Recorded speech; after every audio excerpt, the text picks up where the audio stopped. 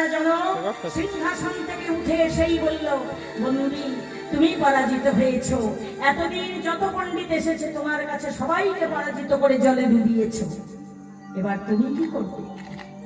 অষ্টবক্র বলো বাবা, তুমি কি চাও? তুমি কি সহস্র স্বর্ণ মুদ্রা চাও?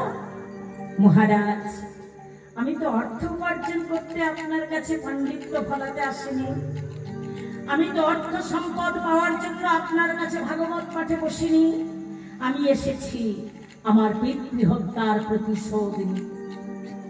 আমার পিতাকে জলে ডোবানো হয়েছে, আমি তদ্রূপ ওই বন্দীকে হাতে পায়ে দড়ি বেঁধে জলে ডুবিয়ে দিতে চাই।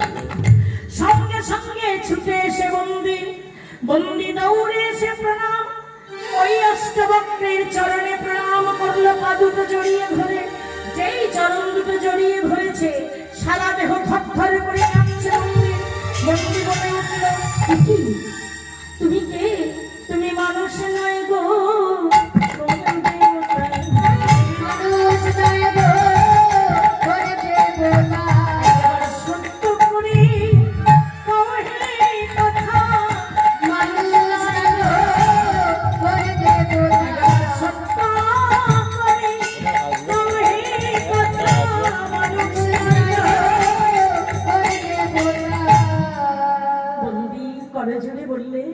তুমি আমায় আদেশ করো।